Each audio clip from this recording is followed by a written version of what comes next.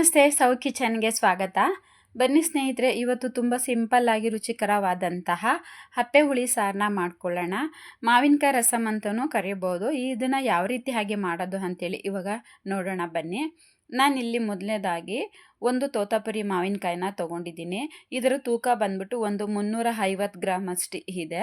ಒಂದು ಕಾಯಿ ಬಂದ್ಬಿಟ್ಟು ನಾವು ತೋತಾಪುರಿನೇ ತೊಗೋಬೇಕು ಅಂತ ಏನೂ ಇಲ್ಲ. ನಾವು ಹುಳಿ ಮಾವಿನಕಾಯಿ ಅಂದರೆ ಉಂಡೆ ಮಾವಿನಕಾಯಿ ಬರುತ್ತಲ್ಲ, ಅದನ್ನು ಸಹ ನಾವು ಬಳಸ್ಕೊಂಡು ನಾವು ಇದನ್ನು ಮಾಡ್ಕೋಬೋದು. ನಾನು ಈ ರೀತಿಯಾಗಿ ಕಟ್ ಮಾಡಿಬಿಟ್ಟು ಕುಕ್ಕರಲ್ಲಿ ಹಾಕ್ಕೊಳ್ತಾ ಇದ್ದೀನಿ. ಇದು ಎಷ್ಟು ಮುಳುಗಬೇಕೋ ಅಷ್ಟು ಮುಳುಗೋಷ್ಟು ನಾನು ಇಲ್ಲಿ ನೀರನ್ನ ಸೇರಿಸ್ಕೊಳ್ತೀನಿ. ನಾವು ಕುಕ್ಕರಲ್ಲೇ ಮಾಡ್ಕೋಬೇಕು ಅಂತ ಏನೂ ಇಲ್ಲ. ನಾವು ಮಾಮೂಲಿ ನಾರ್ಮಲ್ ಪಾತ್ರೆಯಲ್ಲೂ ಸಹ ಬೇಯಿಸ್ಕೋಬೋದು.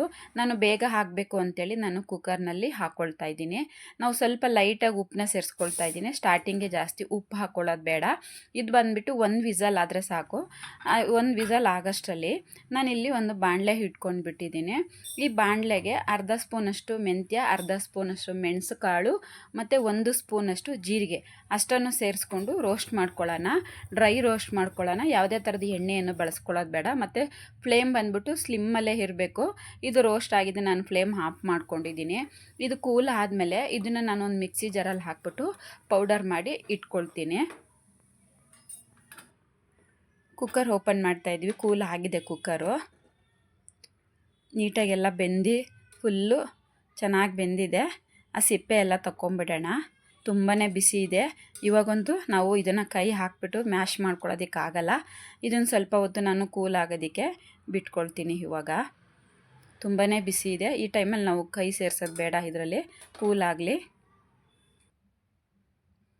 ಇವಾಗ ಕೂಲ್ ಆಗಿದೆ ನೋಡಿ. ನೀಟಾಗೆ ಕೂಲ್ ಆದಮೇಲೆ ನಾವು ಹೋಟೆಲಿರೋ ಅಂಥ ಪಲ್ಪ್ನೆಲ್ಲ ನಾನು ಈ ರೀತಿಯಾಗಿ ತಗೊಳ್ತೀನಿ.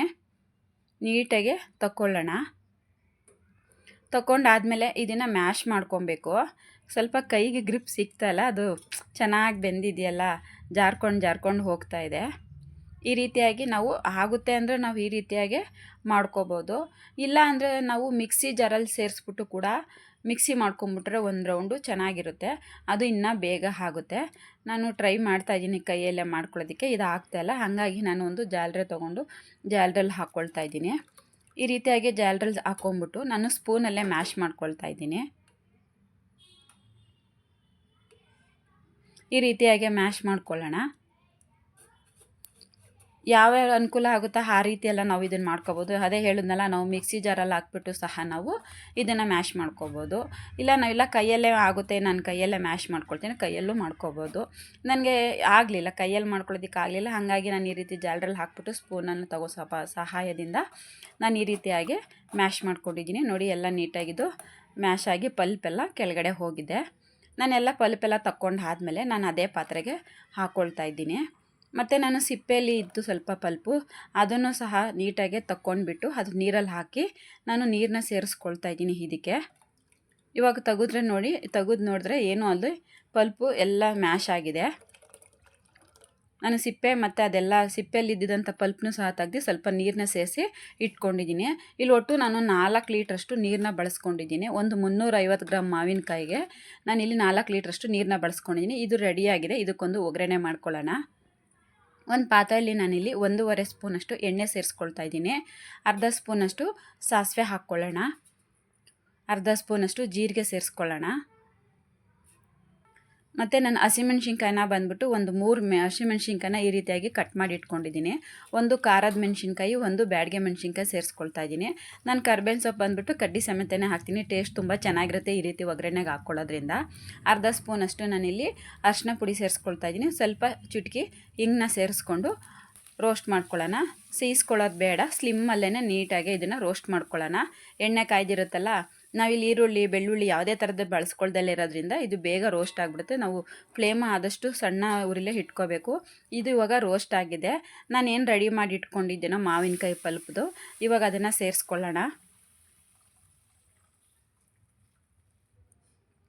ಇವಾಗ ಸ್ವಲ್ಪ ರುಚಿಗೆ ನೋಡಿಬಿಟ್ಟು ಎಷ್ಟು ಬೇಕೋ ಅಷ್ಟು ಉಪ್ಪನ್ನ ಸೇರಿಸ್ಕೊಳ್ಳೋಣ. ಮೊದಲು ಸ್ವಲ್ಪ ನಾನು ಉಪ್ಪು ಸೇರಿಸ್ಕೊಂಡಿದ್ದೀನಿ. ಇವಾಗಲೂ ಸ್ವಲ್ಪ ಸೇರಿಸ್ಕೊಳ್ಳೋಣ.